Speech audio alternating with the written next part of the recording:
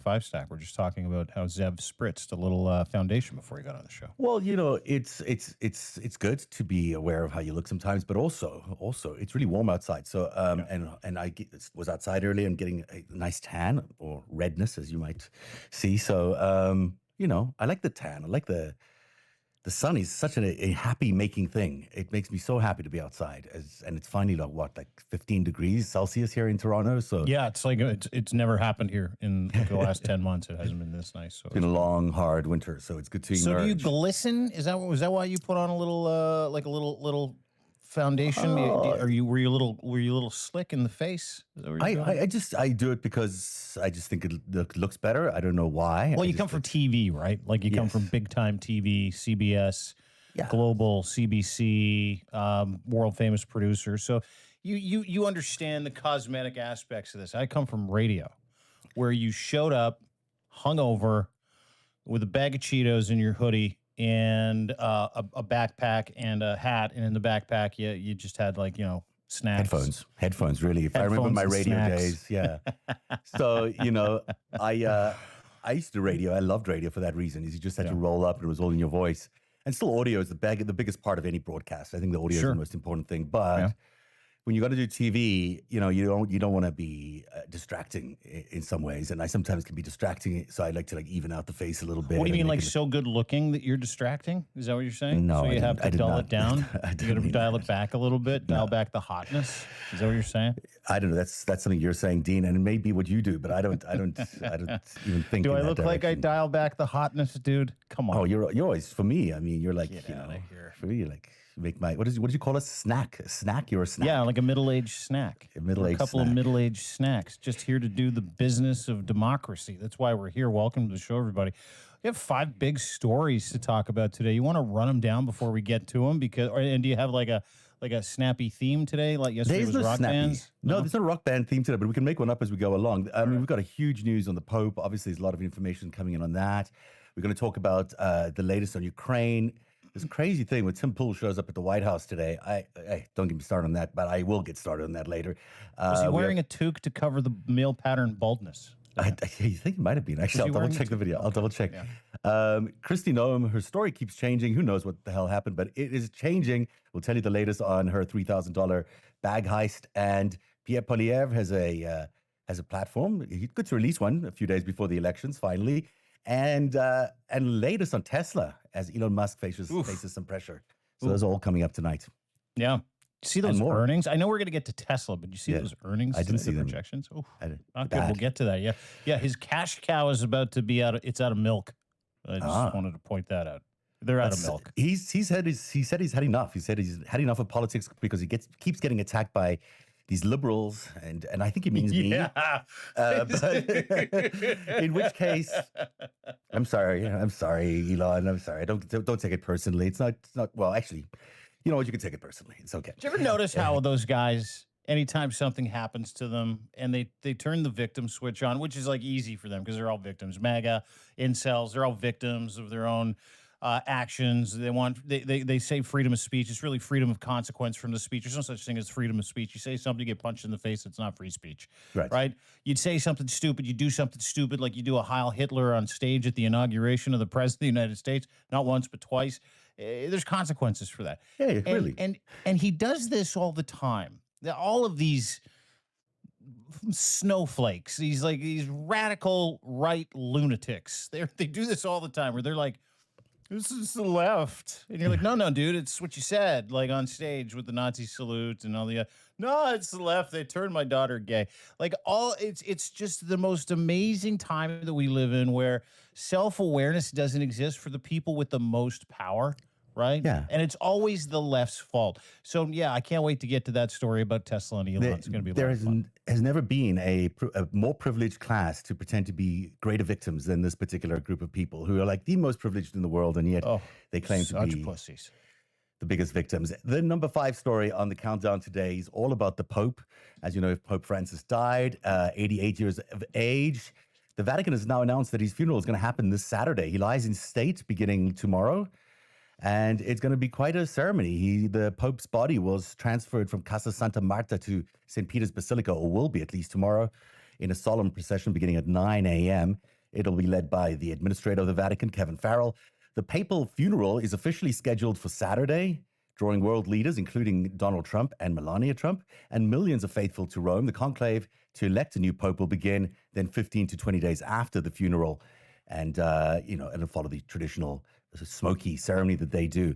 If you will care, the Pope's body is dressed in red liturgical vestments with a bishop's mitre and rosary, currently in a zinc-lined wooden coffin in his residence chapel. And I guess that's a big thing, that he's in a wooden coffin. It's part of his signature. He's going to be buried as just under a simple tombstone, not where the popes are normally buried. This is going to be a very understated burial, even though the funeral itself is going to be a pretty big deal. And so will the mass tomorrow, leading all the way until Saturday. So people can go and visit and see his body as well, which is quite a thing to see. Macabre. Yeah, quite macabre, if you will. Yes, I think it is. But I saw a picture of him today, actually. He was lying in that wooden box, and he looked pretty understated, looked pretty calm, pretty regal. I mean, you're calm because you're dead. And they do a good job of, making you look regal, even though you're... Yeah. But he was a pretty regal-looking guy. Yeah, I guess so. It's funny because you only get the stories about people after they die, about all the good things they did nobody knew, and 2 stories that came out about him over the past 24 hours. The one that we kind of covered yesterday, but not in very much detail, was his disinterest in meeting with J.D. Vance, right? Where J.D. Vance shows up, he's the last head of state, shakes his hand. You've got a great story on it at narrative.org, or your Substack, where everybody should follow Zev. He does a great job of really breaking things down into bite-sized chunks and bringing people along and kind of explaining things to people. But apparently, and this is a new story that's come out, J.D. Vance was so angry with how he was treated by the Camerlengo, I believe that's the second in command for the Pope, this Pirulin guy. He was so upset by how he was treated by the second most powerful guy in the Catholic Church in the world. He told his family, "Come on, we're leaving." Afterwards or before? After he got dressed down. He sat there in this room, this little study, apparently. And then they went to see the Pope. Is that what you're saying? Well, they went and met the Pope real quick, and then they went into this room because the Pope refused to talk to him. He knew he was unwell. He was on his death tour, I think, the day before he was doing the thing in the Pope Mobile, which is kind of heroic when you think about it, right? The guy died at 7:35 the next morning of congestive heart failure and a stroke. So the fact that he was doing this was pretty incredible. But I go back to this all the time when people are going to talk about the death of the Pope and what was at stake that day, where he could have met with the Vice President of the United States, who's just a cretin, and he knows it. Like, the Pope knew it. Like, he's not an uneducated man. The Pope's a pretty smart dude. And he was like, you know what? I've said all I've had to say. I've done the homilies. I've begged for forgiveness. I've asked him to these two dickheads. I don't think he used those terms. I'm paraphrasing. I've asked these 2 dickheads to be nice to immigrants and migrants and not be mean to people, not fire people. Like, apparently the Pope sent a letter to Donald Trump. He's like, stop doing this. And Trump just ignored it. So when J.D. Vance showed up and he's like, hey, I'd like a meeting with the Pope. They're like, yeah, you can shake his hand. You can sit there for a photo op, but he's not going to talk to you. And so he went down in the other room after the Pope shook his hand. They took a couple of pictures. And he got dressed down for a solid half an hour, and J.D. Vance was incredulous about it. He's like, who are you to talk to me like this? I'm the Vice President of the United States by proxy. Like, it just goes to show the hubris of J.D. Vance, who is, God forbid, and I say this with like a mouthful of turds, but God forbid Trump dies before he finishes his term. J.D. Vance is about 10 times worse and way more incredulous, and he's younger and dumber and more power hungry than Trump, if that's entirely possible. But, and he's got this crazy attitude that just because Donald Trump brought him along and he accepted J.D. Vance's offer to convert to Catholicism and run for Senate and then get into the vice president seat, he's got this idea that somehow that's exalted him to the point where he's like, nobody can talk shit to me, not even the Pope. Like, it's truly one of the most amazing stories out of that whole thing. It's really interesting to hear you reveal that story. I'd seen the pictures, obviously, that he had met the Pope. And just looking at all those photos, I wrote this quite a long essay yesterday about, it may not be that J.D. Vance had anything to do with the death. He obviously didn't have anything to do with the death of you see the pictures that are going around of him, like he's got a closed hand walking up to the Pope, and they're like, oh, that's probably poison. But what is interesting is that, the Pope's death happened on Easter. It's very symbolic. It certainly reminds us of why Jesus died. And on top of that, you've got this guy that the Pope really disliked. I mean, I published on narrative.org today the letter that he wrote, the Pope Francis wrote to the U.S. Bishops just in February, where he's really starkly critical of the bishops. He's starkly critical of the Trump administration, and specifically pointing out the immigration policy, saying that those are inhumane, they're not Catholic, they're not Christian, and really demanding that they rethink that. And this was just in February. So, just a month or so ago, the Pope let his feelings be known. And so then, Vance shows up demanding a meeting with Pope Francis on his deathbed, but it happens to be on Easter, So the fact that Francis was so good and until the very last minute, still very true to his principles of being open to speaking to everybody, not rejecting anybody, having an open discourse with anybody. But the fact that there was also dressing down around the immigration issue, the fact that Vance was, repudiated in the way he was, following up on this letter from February, which everyone should read. It's on narrative.org. It gives you a real sense of how principled and clear Francis was about how he felt about Trump and Vance. And the fact that, Vance bullied his way into a meeting is just everything you need to know about this guy, especially when he found out that it was on his deathbed. His team are busy doing a lot of cleanup, a lot of PR cleanup, because they realize the association with the dead Pope is not great for Vance, obviously. So they're trying to clean it up and trying to put a lot of cleaned up versions of what happened out there. But clearly, this was not what Vance had hoped for, and also clearly, the Pope, even in his last moment, was able to make a very principled statement by seeing Vance, but leaving the door sort of open to his criticism around immigration. Yeah, it's a great letter. The letter of the Holy Father Francis, the bishops of the United States of America. You can read it at narrative.org. It's really good. It starts, "Dear brothers of the Episcopate, I'm writing today to address the few words to you in these delicate moments that you are living as pastors of the people of God who walk together in the United States of America." And I read it today. It's really a damning indictment, without it being a damning indictment as much as the Pope can be. But I find that interesting because, you brought up a little wrinkle there that is fascinating to me as well. Is the Pope was very sick. Like, he died the next day, very sick. And that was another part. I said there were two things that I've learned. The other part was that J.D. Vance and the office of the Vice President of the United States literally bullied their way into a photo op with a guy who was dying on Easter Sunday when he was trying to say goodbye to everybody. Like, that is the tenor of the United States of America, is it not? Does that not just encapsulate how big of pieces of shit these guys are, that they know that the most holy man in the world, and say, I don't find any of this holy, I find him just be the leader of a group, but to Catholics, 1.4 billion Catholics in the world, the most holy man in the world, and the the Vice President of the United States, some Johnny come lately who wrote a book called Hillbilly Elegy, where he talked about humping his couch with his friends, who's never accomplished anything outside of that, is been again exalted to this place where his ego is so inflated. He's like, I want to meet with the Pope, and the Pope's team is like, no, you can't. He's real sick. He's going to do Easter Sunday, and he's on his deathbed. He's like, I don't give a shit. I want a meeting with the Pope. So that kind of further feathers the nest when it comes to the narrative of why the Pope refused to meet with him too. Fascinating little wrinkle there. I like that. Well, especially over this Easter weekend where there was so much corruption being revealed about the Trump administration. Yeah. Vance, bullying his way. And there's also some pictures which really captured the moment. Sometimes these photos are better than anything. And, looking at his wife, Usha's face during a couple of those photographs, how tired, distressed, unhappy she looked. You can't read too much into photos. These are obviously difficult things to travel with 3 kids to a place like the Vatican. But well, yeah, I've got 3 kids. Listen, I've looked worse than that after we've arrived at a location for sure. But you got to admit, traveling with Vance has got to be pretty tough. I mean, he must be a pretty demanding dude, and needing to achieve this meeting with the Pope soon after his really horrible meeting in Greenland. Remember that thing he went to Greenland? That was a disaster. Yeah. So he's been trying to go on these foreign policy excursions and trying to win points, but everywhere he goes, it fails. Greenland was a total disaster for them, and now he goes to the Pope, and now he's associated with the Pope's death. I mean, this is not the headline they wanted outside of their trip to Europe. Yeah, the meeting with Modi went quite well apparently, but the rest is not looking like he's winning all the foreign policy credentials, because they really are lining him up to be the next president. I mean, this is Thiel and Musk and company who support him.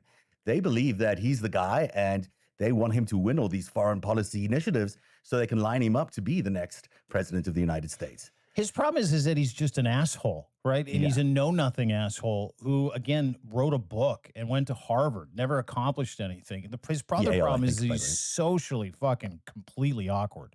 Yeah. You know, and every time I've seen him, and I remember when they announced he was going to be the vice president, he's giving one of those speeches, and he told like 3 or 4 jokes, one about like Dr. Pepper, which like just died, right? Like he's apparently, and I know people that know him because there's a gentleman here that is running to be an MP. His name's Jamil Giovanni. He's a Canadian guy, former broadcaster. He's a terrible fucking broadcaster. I know that because I was a good one, and he was a really bad one. He's failed, but he went to Harvard with what's his face, and Jamil is with JD Vance. Yeah, they're good friends. Yeah, they're great friends. And everybody that I know that knows Jamil Giovanni says the same thing about Jamil Giovanni, is that he and JD Vance are cut out of the same awkward, angry, ignored as a child, shitty parents cloth, right? And so JD Vance is cosplaying as a president right now. He's nothing. He's a nobody. He's a guy with a degree and a vast vocabulary who obviously thinks he's something, and the rest of the world knows he isn't. And deep down, I think he's smart enough to know, Jamil Giovanni knows, that you're just cosplaying and you got picked out of a crowd to do something, and you're really fucking terrible at this because you have no stately way of handling or conducting business. You don't understand nuance. You don't understand public policy. You don't understand what it's like to be in a room and command a room. You don't understand what it's like to do the right thing. You're like a WWF or WWE wrestling character turned heel.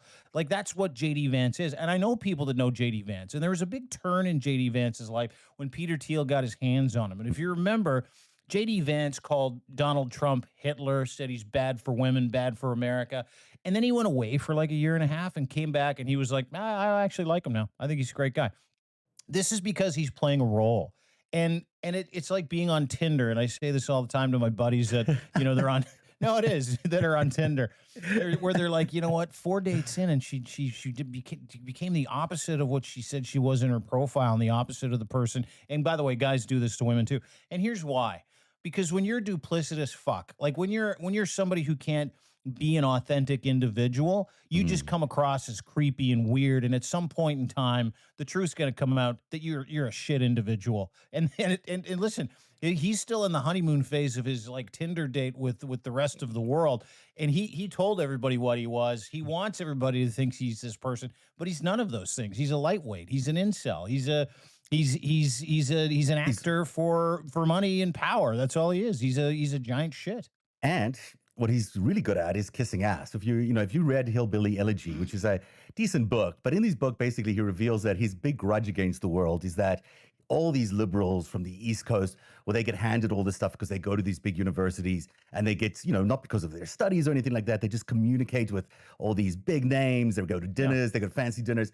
And so his story about going to Yale is all about that. It's not about the studying or about doing great work or about, achieving some great legal understanding of, it's about being a victim. Law. Yeah. It's about sucking up. He's really good at going to those dinners, schmoozing, trying to get favors, trying to get better positions, better coach clerkships. That's what he's really good at. And his entire book is about how he basically sweet talked his way up the chain all the way to the vice presidency. Well, he wasn't the vice president at the time, but that's his real skill. He's good at bullshitting. And I think Peter Thiel saw in that someone that was malleable, easy to manipulate, that they could build up into whatever they wanted. So they created this creature of politics, which didn't exist. And they paid for $15 million to make him the senator. And he did exactly what they said on cue. Now he's doing the same thing as the vice president. But he's still shitty, he's still a shitty guy. He's never not going to be that guy. Like, you can't run away from who you are. You can pretend to be somebody else for a while. And then, the one thing that really struck me is, you remember when someone was asking him about Gaza when Donald Trump was like, we're going to turn Gaza in America. We're going to just run it. It's going to be great. Beachfront property. Yeah. And then the Ukraine thing happened. And there was this protest on his street. And he was trying to take his daughter for a walk. Yeah. And he put out a tweet. He's like, I was just assaulted by some some demonstrators and protesters. To have you know decency, I'm with my daughter. Wasn't he in Aspen? He was in Aspen. Yeah, oh, he's in Aspen. Sorry, yeah. And he walked towards them to take them on and got his ass handed to him and then turned around and left. And he portrayed it like he was a victim again. What runs that entire cabal is resentment. It's resentment for being passed over, not being good enough, not being elite. And it's the same thing with Elon. It's the same thing with Peter Thiel. It's the same thing with Donald Trump. It's the same thing. But they're all frauds, like every single one of them. And J.D. Vance is one of those guys. The softest crew on the planet, too. So soft. Well, you got to know. I mean, congratulations, J.D. Vance. You've probably won the worst job in the world because you know there's no good that's going to come out of your position as a vice president. So, good thing that you've managed to cheat your way to the very, very top. Now enjoy the hell that it's going to be as vice president of the United States. The number 4 story on the countdown today is, I'm going to start with this part of it, although it's a bigger story because it involves Ukraine and Russia. But the White House today granted a Russian-paid propagandist, Tim Pool, a prestigious spot in the official press briefing room. Not only that, the press secretary, Carolyn Levitt, welcomed Pool with a really glowing introduction as a political commentator and entrepreneur with millions of followers. Then she gives him the first question, the very first question. And then Pool is such a, well known for being paid $400,000 a month by Russia, but claiming not to be aware that he was getting paid $400,000 by Russia, to turn out propaganda piece after propaganda piece. Then does his first question in front of the world's best reporters, the world's leading reporters. You finally have a shot. Like real reporters, not real like reporters, some skateboard kid that turned coat for $400,000 a month. Yeah. So you get to go and finally prove your chops in front of the world's biggest stage. It's like walking up to the Carnegie Hall or something like that. You walk up to center stage, you start playing. And in his case, instead of asking a question, he starts lecturing every single person there about how wrong they are about the Abrego Garcia case and about the fact that he's not an MS-13, or he is an MS-13 person, even though we know he's not, but Pool's take is that he is.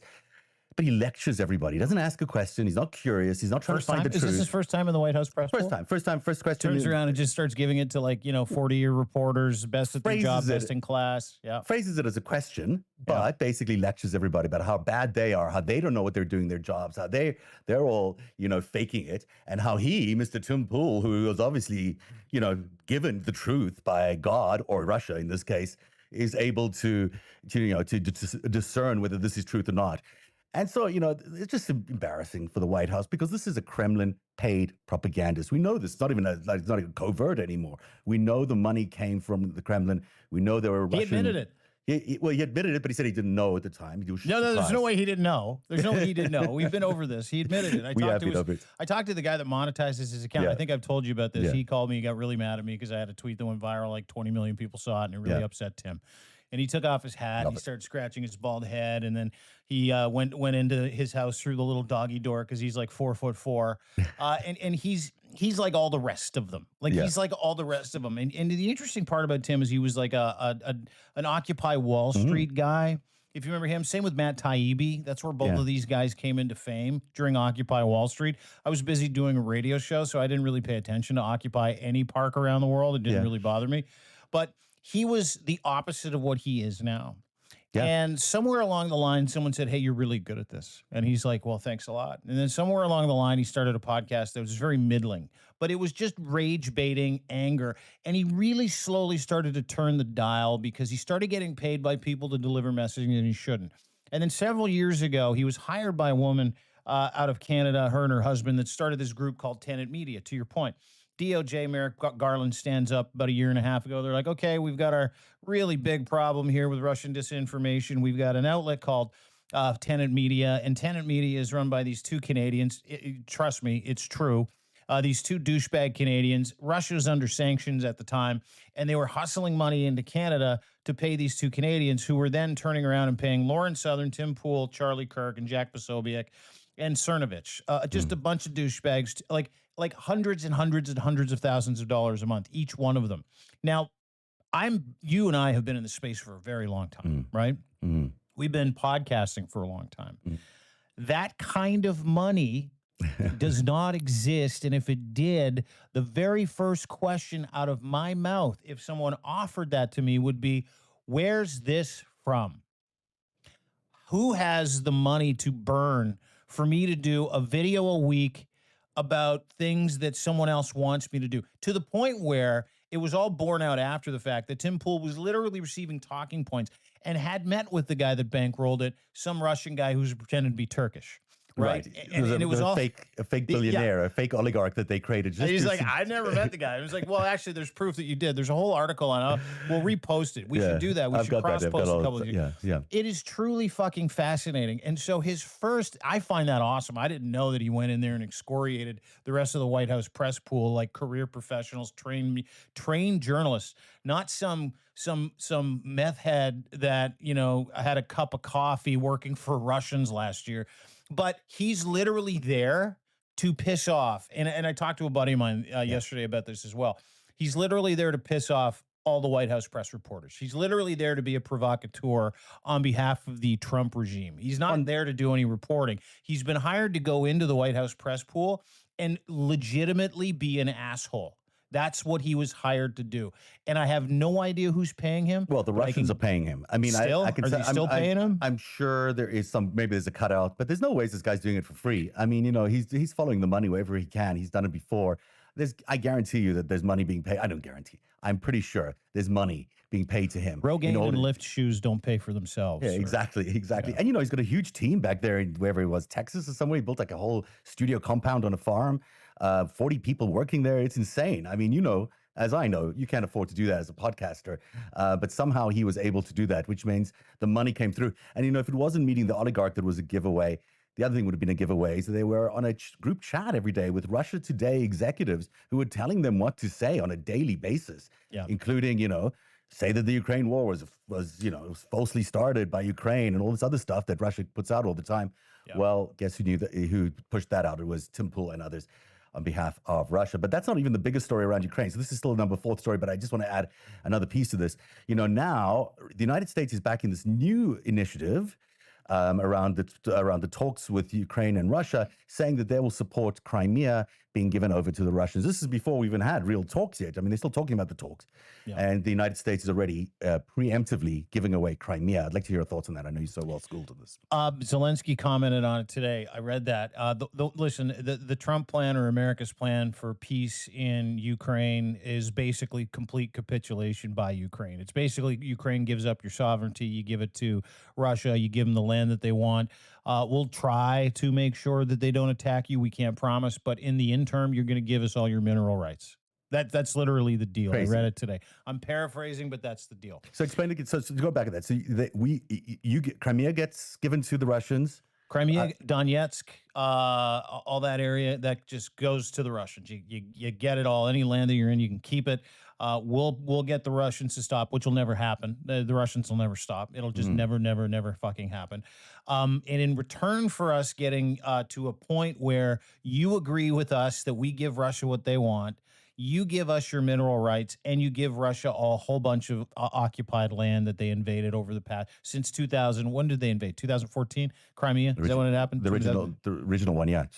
13, right? 2013, 2014, yeah, in there. And Zelensky came out today, and God bless him. And this is the thing that I think a lot of people forget. You just assume that it's Russia and it's America. Russia and America are threes dressed like nines. Russia's a one dressed like a nine. Ukraine has more men, more women, more equipment, more drones, more scrote, more reasons to fight than anybody. Listen, this is a financial deal or your life, a financial deal or your culture. Yeah. Land or your history, land or your family's, birthright. It doesn't matter to Ukrainians. They're not going to give up. They're not going to go, oh, okay, well, Trump told us to stop. They'll just tell him to go fuck his hat, as Zelensky did today, which was brilliant. He said, and again, paraphrasing, part of the peace plan is to give Crimea and parts of Ukraine to Russia. By the way, there was no stipulation for Russia to return 200,000 kidnapped Ukrainian children. Not one stipulation about that. Horrible. It was just give them the land, we'll take the mineral rights, and we'll call it a day. And Zelensky was like, not only are we not doing that, we're never going to give any part of this beautiful country to Russia. We're never going to say yes to a peace deal that includes anything like that, and we want our people back. So take your peace talks and shove it. And, again, paraphrasing, I was so proud of him, and I thought to myself, this is the one variable that everybody seems to forget. Ukraine has 900,000 people in their army and navy, in their armed forces. They have the biggest drone army. They're the cutting edge of drone warfare, like more than any country in the world not named China. So, like, there's no way they're going to quit. There's no way they're going to stop. They can tell you anything. You can sit here and listen to Trump wax about how it's a beautiful country. I want their minerals. You can listen to, Putin's go, well, that's our country. We'll stop. It doesn't matter. It doesn't matter what either of those two assholes say. Doesn't matter. What matters is the intention of the Ukrainian people, and Vladimir Zelensky representing that by saying, we're not done fighting. We're going to fight until you leave. We're going to fight until you're decimated, because this is our country, this is our history, and this is our culture. So well said. But let me add two more things to that. The Europeans, especially Emmanuel Macron, has so firmly said that he's standing behind Zelensky and everything. Yep. Will send his troops in there and use the nuclear deterrence that that France has. You have some nuclear weapons. They'll use that in order to protect Ukraine.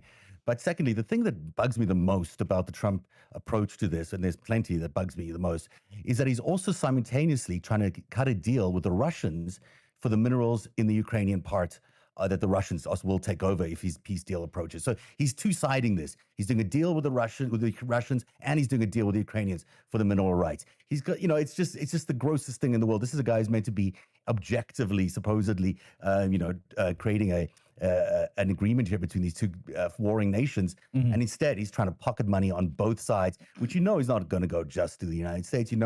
He's in the middle of that deal. He's getting his cutbacks no matter what. Yep, absolutely. That's him. It's the art of the deal with no deal. Yeah. You listen, he's got a couple of deals cooking. He's got one with 150 countries on tariffs. He's got 0 deals. Oh, that deal's coming. The Dow went up today because India and China, they're ready to make deals with somebody which no one can find. But nevertheless, the stock market went up today because they ran up the price for this. Well, that's what happens, right? The right person puts out the right tweet. You tell the right lie, the stock market will go up. That's the time that we live in, right? So and people fall for it over and over again. Absolutely. Where are we? Story number 3. Number 3. Whew. It's a fast-paced show today. You're cooking today. Yeah, I am cooking. Good thing you put on some bronzer. You'd be glistening right now. I feel like I'm glistening already a little bit. You are, but it's also glowing, really. I like to be referred to as glowing. Yeah. The third story: Homeland Security Secretary Kristi Noem. So she had one story yesterday, but the story's evolving, I guess. I don't know. There's a lot of just different information that showed up today. Maybe we were wrong in reporting what we did yesterday, but today it's all different. She had her bag stolen, $3,000 in the bag. But she says today that her handbag was stolen while having Easter dinner with her children and grandchildren at the Capitol Burger in downtown Washington, D.C. on Sunday evening. Now, there is actually surveillance footage that shows an unidentified white male wearing a medical mask, who sat near Noem's table for 15 minutes before sliding her purse towards him with his foot. Now, here's the thing.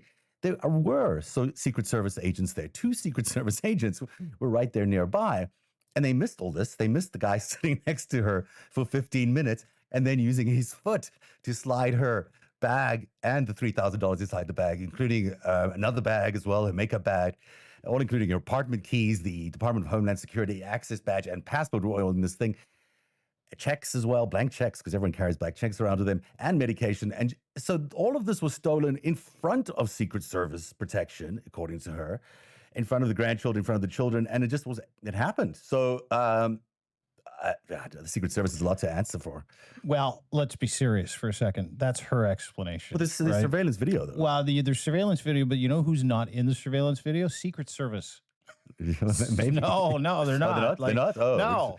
Okay. No, I watched it today. There's video of her having dinner, and Secret Service, she said, was out front. They weren't inside.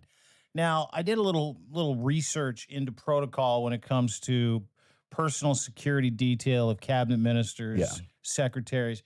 It is mandated that they are with security and Secret Service 24/7. Like if she's sleeping, there's someone outside her door. For sure. If she's in a restaurant, there's 4 guys, one at each table, counterclockwise around her. And there was nobody there. So you got to take her word for it that the cops, that her security detail was there. You have to take her word for it that they were outside. And if there's, the video is interesting. You know, you don't know when it was recorded. You know, you don't know if it was on a soundstage after the fact. They're like, we got to come up with like a video of this because you don't have your wallet. You just lost some really important shit, or it was stolen, or you got honeypotted, which is one of my favorite theories. Like I was reading some stuff today, and I put out a post about it because it was, just thought it was too funny. It's like, I lost my wallet with $3,000 cash in it, which is like, you know, and I said this to someone the other day where they're like, who walks around with $3,000 cash? I'm like, someone that loves Coke. We talked about it in the podcast. You know, and so sure, you know, whatever. I mean, there's a hybrid story here, but that hybrid story changes. And the video that exists from CCTV doesn't have any Secret Service in it. Unless, of course, you know, the Secret Service was the 4-year-old that was sitting like 2 tables away at the Capital Burger, and by the way, if you go to Capital Burger, why are you taking $3,000? Just like, I don't know. Well, maybe it was just one expensive meal. Her first stop that night, probably. You know, she had a date with Corey or something later on. But the thing with, you know, I've been around these Secret Service guys a lot. It's not like you can get away with shit around these guys. I mean, I've been around the presidential team, but yeah, even I was one photograph at one White House Christmas dinner, and I was there with George Bush. He made a joke at me, and I just basically tapped his shoulder, like, "Oh, that's really funny." But before my shoulder could even make my elbow could even make contact with his elbow, they were swooping in on me, like, "You can't do that." I mean, I could feel their presence around me, and you know, I still laughed, and he laughed. It was funny, but you know, it's not like you can get away with stuff like that with a guy just sitting there for 15 minutes and then sliding a bag away. And these guys are if he's there for 15 professionals. minutes and secret security is around and the guy's like getting close to her for 15 minutes. It does not happen. It doesn't happen because these guys are so good at what they do. The real crew, not the crew that were there for the assassination attempt, but the real crew. I mean, they're really good. They are aware of everything around you. And if you even move slightly towards the president of the United States, they will be on you. And this was after security clearance inside the White House for an approved photo. So can you imagine some stranger walking up to the Department of Homeland Security secretary and gaining access in that way to be able to slide his foot and grab her bag? It seems to me like either the Secret Service were not there or this is something else. I mean, I don't know, but it seems well, really she said 2 days ago, she told them that she gave them the night off. Yeah, and then yesterday, sounds better. The story changes. She's like, "Oh, they were there. I swear to God, they were there." But the privacy story and needing the night off sounds better to me than this one because I can't. These guys are pros. They're not fooling around. She's the DHS secretary. They're not going to. She's a very controversial figure. Yeah. She's not going to be. If any other secretary, you know, and this is supposed to be according to protocol. Any other person says, "Hey, listen, you guys wait outside," or you know, I'm just going to go into Capital Burger by myself. First of all, you know, red flags, and the answer is no, ma'am, you can't. Not allowed. They clear everything, right? They don't just let anybody in before they go into a venue. They send in the security teams. They go in, they clear the space to make sure that not clear the whole space of people, but make sure it's security clear. There's no bombs in there or anything like that. No one looks suspicious. Yeah, then she can't just go to a restaurant unannounced, and it just doesn't happen. And if she did, you better believe there's like 10 security guys around her. Yeah, and they certainly make aware of who's coming in and out. Yes. They wouldn't just like, oh, yeah, sure, anybody coming in. Yeah, no problem. Coming in. Have a table right next to the secretary. Mm-hmm. She might want to share a word with you or her bag. So that's Kristi Noem. We don't or a night at a hotel. Who knows? You know, it's funny because I started reading about her and Corey Lewandowski. Yeah, they've been at it for like since 2019. Corey. Yeah. He loves the cocaine. That much I know. Corey's got a very interesting history around the Trump administration. You know, he was the first guy who basically was there when they started the Trump the Trump movement to become president in 2015. Yep. He was the guy. Yep. He was like number one in their hiring, and he's been around ever since. Like, I don't think he's still there now as a. Oh yeah, member. No, he works underneath her at the Department of Homeland Security as a special advisor. Yeah. And, I'm sure he works underneath her. On the 21st, the Guardian put out a report saying the Trump regime is getting worried about the optics of these two lovebirds hanging out together all the time. And I'm like, you go read it. It's like they've apparently been having an affair for 6 years. Yeah. Well, I mean, I know about the affair being going on, but you know what's also interesting about her and who someone mentioned it on Substack today. Kinzinger mentioned how come she appears in El Salvador jail outside there with a fancy watch, a Rolex watch, $60,000 Rolex. Yeah, and then now she's has her $3,000 stolen out of her fancy bag at this restaurant. Where's all this money coming from? She's been on a government salary for a very long time. I mean, it's not like people who are on government salaries get to spend money like this. They don't have that kind of money. So where's it coming from? Which brings you back can to Corey. say the same thing about Nancy Pelosi's $110 million net worth too, right? Where did politicians get all that extra money? Great question. Ask Bob Menendez. Ask his wife, who just got convicted of bribery. Yeah, you can ask all those questions, but they haven't been asked yet about her. But surely all these things that she's doing in public, including walking around with $3,000 in cash in her bag, raise those kind of questions, and people need to start asking those questions because she is the DHS secretary. Whew. Number two. Conservative Party leader Pierre Poilievre is having an election in a week, and he's finally released a platform. Over to you. He didn't. He did, but he didn't. Listen, for all of the beautiful American friends that we have listening today, we have a gentleman up here, and I've mentioned him a few times, who is a carbon copy of Donald Trump in tighter fitting suits. He's a little bit younger, but he literally says everything Donald Trump says, repeats the same rhetoric Donald Trump repeats, is running the same populist, down with the woke liberals. We're going to end, trans people's rights. He's exactly the same. Today, he released a platform, and keep in mind, 7.5 million Canadians have already voted in advanced voting. So without, knowing what this guy in a platform is very simple. If you need to understand this is what we're going to do as a country. Here's us as a party. Mark Carney's Liberals put theirs out the other day. It was brilliant. It was about investing in Canada.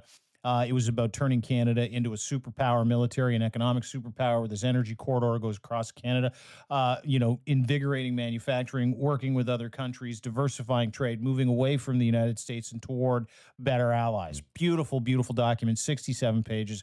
Mark Carney's picture is in it once. It's full of costed, real plans that Canadians can look at, because he's the master fucking economist, right? Yeah.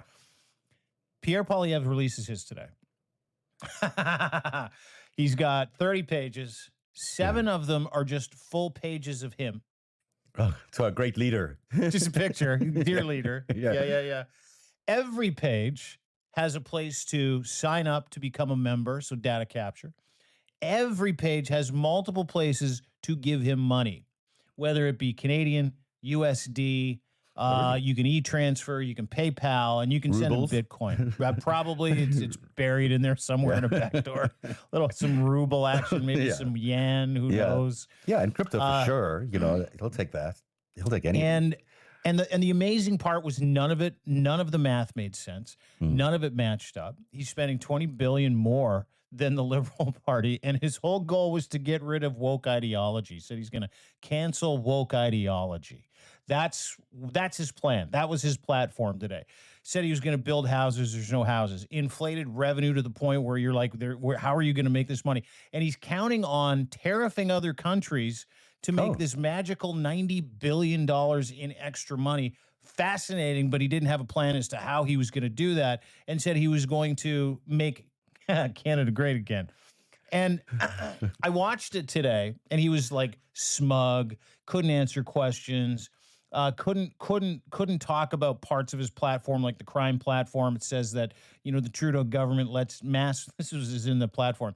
The Trudeau government let mass murderers out of prison who continue to mass murder. And I'm like, someone's got to ask him. So someone asked him in the interview today. They're like, who are these mass murderers? He's like, well, I'm sure they exist. Is effectively what he said. He is so just a piece of shit. He is a populist with no plan. He is out of runway, out of time. He's been campaigning for 3 years. It was almost like and Mark Carney put out a quote today. He's like, I laughed at this. And this made no financial sense whatsoever, and he's going to break it down for people, which is going to be incredible. He's like, I laughed at this shit. It was so bunk, and none of it made sense. None of it is good for Canada, because it isn't. It's about, giving you, increasing your tax-free savings account. One of them had said boots, not suits. So he wants to, give people boots, not suits, axe the tax, live the dream. Like all these crazy, stupid slogans.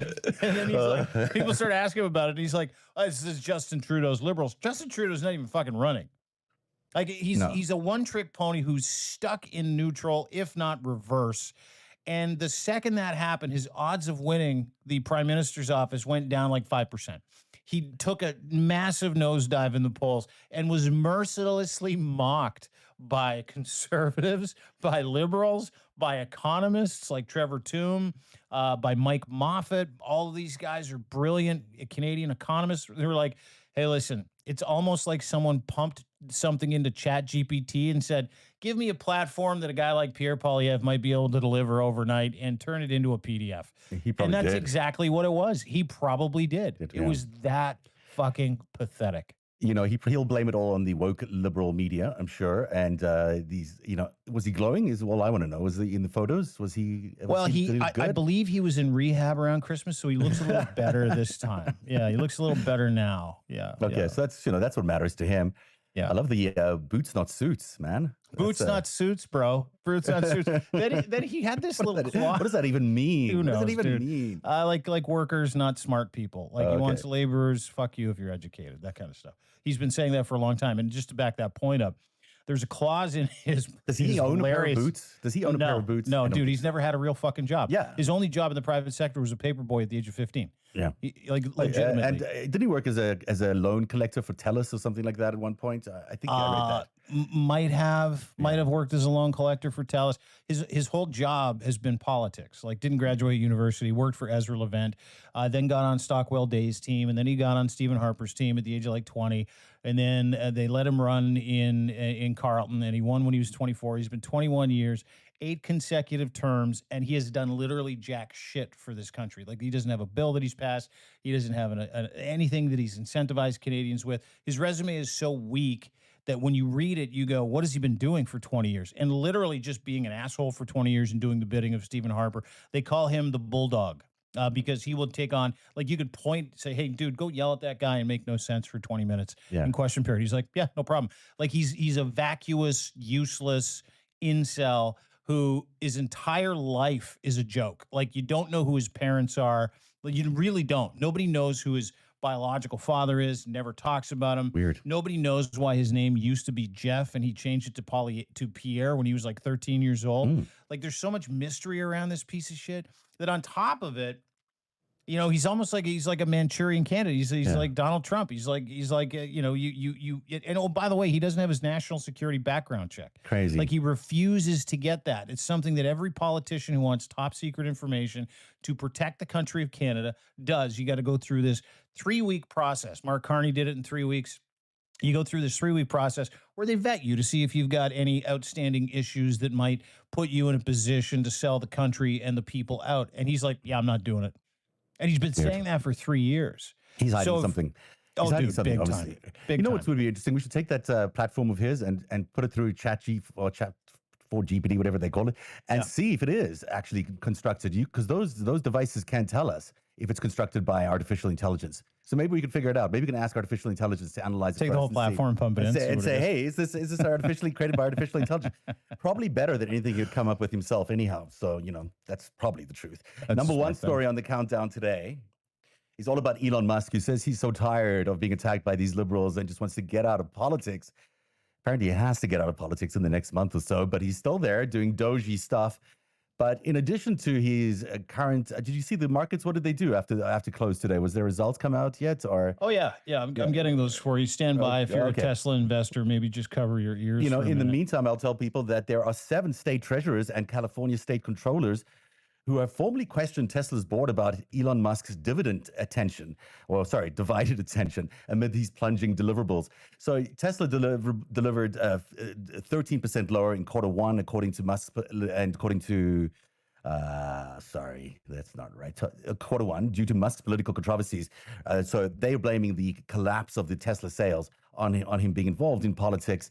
The officials warn Tesla's struggles will impact regional economics, economies, manufacturing jobs, and public confidence in the green energy transition. So you've got 7 state treasurers and California state controllers who are writing a letter to Tesla asking about their CEO being the cause for the collapse in their not only the stock price but also in their deliveries. The stock price down 40% this year. So not good. Not apparently what you aim for. Apparently, he promised all this other stuff, and he got all these tax cuts, and he got all these climate goals, initiatives that they applied to him, and now he's not there delivering all the stuff that he promised. So they have a right to question him. Of course, they do. So let me walk you through this. They had their earnings report come out today. Yeah. Devastating is what economists are calling this. Devastating. Net income fell 71%. Ooh. 71%. Total revenue slid 9% from 21.3 billion a year ago. They'll now do about 20 billion. Tesla stock is now down 41%. They suffered their worst quarterly drop this quarter since 1922. Total revenue this year, Sorry, say that again. Sorry, from 2022. Okay. Total revenue this year, 19.34 billion. Gross margin was 16%, was supposed to be 18%. Operating income, they only have 399 million. They were supposed to have about 1.4 billion. If you remember correctly, there's also 1.4 billion missing, which he's currently being investigated for by the SEC. Free cash flow, 664 billion. And Tesla profits stopped trading today at some point in time, if I'm not mistaken. Let me just go back and get this. By the way, that's a market cap of $1.1 trillion. Yeah. Did you say cash flow is down 71%? I believe so, yeah. How is that even possible and to still get any revenue out of that? That's pretty amazing. They've been giving away those cars, obviously, basically at cost. Otherwise, this cash flow would be a much higher number. Well, the interesting part is Tesla stock is actually up today. So someone's pumping money into Tesla stock today. Someone who funded the sale of Twitter in Saudi Arabia, in Russia, in China, in the United States, is definitely pumping money into this fucking thing today. Because apparently, according to, and I'm just reading this from the Wall Street Journal, not only did profits sink by 71% in the first quarter, they're projecting that number to get much, much worse. And they also said that the biggest issue when it comes to the value of Tesla is that they believe that the stock is way overvalued, and some people are propping it up with money out of this country, number one. And number two, which I thought was really interesting, is they said the biggest problem Tesla has, these are people just doing the earnings report, is the brand itself is now unsaleable. Right. Elon Musk and his Nazi salute, the way he's treating people, how he's carrying on. And investors have asked him, hey, you need to come here. And Elon Musk has basically told them all to shove it. Now there's also an investigation into his comp package as well, which is how much money he's getting from Tesla, because he's been taking money out of that thing like a piggy bank, right, to prop up different people. That's how he bought Twitter. That's how he bought Twitter. He used Tesla stock to leverage against it. So you mean the showroom exercise that he and Donald Trump did outside of the White House on the White House lawn did not help lift sales, I'm afraid. No. Didn't work out. No, it didn't. Can't even sell Teslas. Donald Trump can't even sell a Tesla. That's the truth. Oh, dude, they turned everything at the White House into a promo. Like they had the Meta sponsored the Easter egg roll this yesterday. If you remember that. Yeah, it was really incredible. But no, it didn't work. Yeah, net income Q1 down 71%, global backlash, and without selling a $595 million in regulatory credits, the company would have actually posted a loss. So, like that's also the story about these controllers and these state treasury guys. They're like, wait a second, we've given you all these rebates and all this incentive to do all this stuff, and now you're crashing the company because you've got bad politics and you're out there doing Nazi salutes. That's not good. That's not good because you're not doing your brand any good. You're not helping the company. You're actually destroying the company. So he got out of the $595 million in regulatory credits. He's currently under investigation in Canada for lying about the amount of cars that they sold, shoving a bunch of cars through at the last second so they could claim $43 million. So if you remember a few months ago when that whole thing happened here in Canada, where he sold like 4,000 cars in a weekend, which is like metaphysically impossible to do. Yeah. They jammed $43 million in tax rebates through the actual company, and the government of Canada actually stopped payment on that. So you can minus $43 million of our dollars, our taxpayer dollars, from that $595. And what he did was figured out a way to jam a whole bunch of fake sales. This is the running narrative, through the company so that he could get those rebates back from different governments and then prop that company up into a place where it didn't look like they'd have a net loss. Because he is a scam artist. This is what he does all his life. He's been leveraging one company off another. He's never really invented anything on his own. He's just sort of buys these companies that are going in the wrong direction and need some, tightening up. And that's what he does. It's really interesting that I read today, I think that they fired, it's because he's part of Doge. Of course, he's the head of Doge, that they actually fired the people who are regulating these EVs so they could get off their back because they're investigating Tesla. So not only is he, and on the other hand, he's getting all these deals for SpaceX and Starlink from the Pentagon, like $5 billion deals. So they're taking the entire government, basically trying to privatize it under his brands. And then at the same time, they are instituting the biggest and most draconian surveillance system in the entire world, where they'll be following your every move, every social media post you've ever done, and amalgamating that with everything you've done in the government, every government record you've got from the IRS to the Treasury to Social Security, putting it all under one big giant database that they can mine instantly because they've got this new technology that allows them to create real-time analysis of any person. And they'll target that against your IP, where you're standing, where your phone is, at any location. They'll know exactly where you are, and use ClearNet or ClearView, the facial recognition company, to identify you using cameras that are installed in every city and in every major location. They will basically follow you around and identify you whatever you're doing, wherever you are, and they'll cross-reference this, and then they'll try profit all of it. And we're letting him do this in broad daylight. This is the same guy who just, apparently did a terrible job at running Tesla, a terrible job at stealing money from the taxpayer, and now we're letting him do this in our government, and no one's stopping him. No one's stopping him. No, and you can't. I mean, the only thing that's going to stop him is him, right? The only thing that's going to stop Elon Musk is Elon Musk. And even for him to, yesterday, he was like, I need to get out of politics because the wokes are killing me, killing my business. They're killing me. He's like, he'll always pivot to an excuse and blame everybody else for how fucking terrible of a human being is and what he's doing to the United States of America, to the point where I had a conversation with someone in Mark Carney's orbit here in Canada. And I said, Trump's one thing, but Musk is another, right? And Tesla's fully integrated into Canada. We've got charging stations. I drove on for a long time until the Trump thing happened, and then I traded it in and I got a Kia. True story. Good for you. Good for you. Thank you. Thank you very much. Thank you for doing that. Yeah, you're welcome. And long story short, to me, when I have a conversation with someone who says something like this, and I'll tell you what he said, I'm like, thank God we've got people in Canada that have some sensibility. I said, what about Starlink? And he's like, we can't use it. There's no way, knowing what he's involved with, knowing the infrastructure at his disposal, knowing what he can do, knowing whatever it is that he's building is going to be, and knowing that he'll have full control over any information that gets uploaded to Starlink. Not only will the government of Canada never use Starlink, is that they're considering banning Starlink in Canada, and then taking infrastructure in different, Telsats. Like we've got one here in Canada called Telsat. They've got a whole bunch of satellites in and around Canada, and the government of Canada is considering, listen, let's get some internet to some people for free. Let's work with our IPs and internet providers, and let's make sure that we don't have to, subject people in this country to whatever it is that guy does with Starlink, because what he's going to do is do exactly what you said. He's going to monitor people. He's going to change what they see. He's going to turn their lives into Sims, so he has full control of messaging. He's got full control over narrative. He's got full control over ideology, what you buy, what you don't buy, where you go. That's the goal, right? Because that's what he's going to sell. He's going to sell that to anybody, much like some countries, namely Israel, sells that Pegasus software to people, where it's like, hey, listen, you can listen letting to anybody Pegasus anywhere. Back in as well. Into the United States.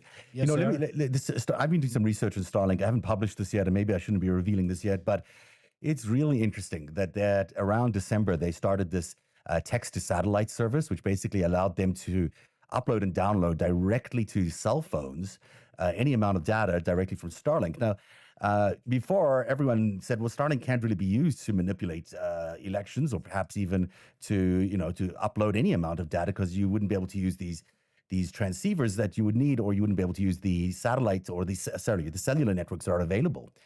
Now, we know that Starlink can actually use the cellular networks that are available. It just needs a permission, right? So if if in the case of the whistleblower last week who revealed that Starlink may have been used to suck up all that data from the Labor Relations Board, well, that would have gone unnoticed.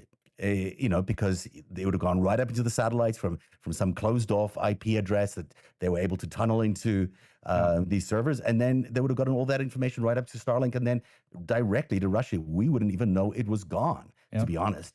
So this is really serious about Starlink. It's working, even though it's an American company owned by SpaceX, it seems to be working in Russia's national interest. And that's terrifying. Yeah. Well, it was the deal, right? It was the deal. Like, I remember when he launched these satellites and I watched them trail across the sky one night. I can't remember where I was. And I'm like, wow, that's incredible. So I looked it up, Elon Starlink. I go, oh, that's great. Everybody's going to have the internet. You don't have to use Rogers. You don't have to use Bell. You don't consider those things. You don't consider the fact that the guy that's doing it has this ulterior motive to destroy your life with it. You go, oh, I'll get internet access. And then, I talked about banning Starlink because Ontario has had a deal with Starlink. We ripped it up when Trump started to tariff everybody. That was one of the threats that Doug Ford made. Apparently he came through on it. I don't know if that's entirely true, but we'll find out. But when they canceled it, that was when the tariffs got taken off. I think one of the big plays here is domination of information, right? I think that domination of surveillance, domination of information. And I think, while Elon Musk is promising, people these terminals and don't worry, you're going to get great internet access. What he's really doing is saying, hey, listen, put this chip in your body and don't worry, you're going to get internet access, but I'm going to follow you around for the rest of your control fucking life. Everything you do. I'm going to be able to basically understand every single behavior you have. It's Ready Player One shit, dude. His daughter Vivian said that when she's like, this guy's just in it for global domination. He thinks he's, the headmaster or the guy that runs Ready Player One. And that's what we're talking about right now. And let's remind everybody that the reason Donald Trump was elected was because of Elon Musk. He basically funded that entire campaign. The reason Vance is in the vice presidency right now is because he was selected by Elon Musk and his good friend Peter Thiel. And these guys go back to 1989 when they first started with PayPal together. These are not, accidental partners. They've been added together for many, many years. They are deeply connected. There's a reason they were called the PayPal Mafia. Because that's how they operate. And there's a lot more to the story of the PayPal Mafia. I'll be revealing some of that in the weeks to come. But that's the show for tonight. I don't think we've got any time for any more today. But we should check out the Dean Blundell, Substack.com, for excellent reporting on everything to do with Canada and the upcoming elections. We've got only a week to go. 6 days, dude. Yeah. Dude, what are we doing on election night? Are we going to do something? You want to do an election night broadcast? I mean, maybe we should. It could be the end of democracy in Canada if Poilievre wins, because what he'll do is roll out the red carpet up the 401 and tell Donald Trump to come and take whatever he wants. So it worries me a little bit. Last time we did an election broadcast, Kamala Harris didn't win. Yeah. So we don't do it. But I think we should. Maybe we don't jinx it. You think we should? You think we should do it? We should do it. All right. Cut ourselves out of every election. It's not right. Besides, it'll be fun. And that's the show for tonight, everybody. Thank you for being here. We really appreciate you coming every day, Monday to Friday at 5:30. We do the Substack, except on Fridays, it's 4:30 p.m. And we'll see you then. I should remind you as well that the 5 Stack is available as an audio podcast on Apple Podcasts and Spotify. And we look forward to seeing you again tomorrow. Have a good night, Dean. Bye, all.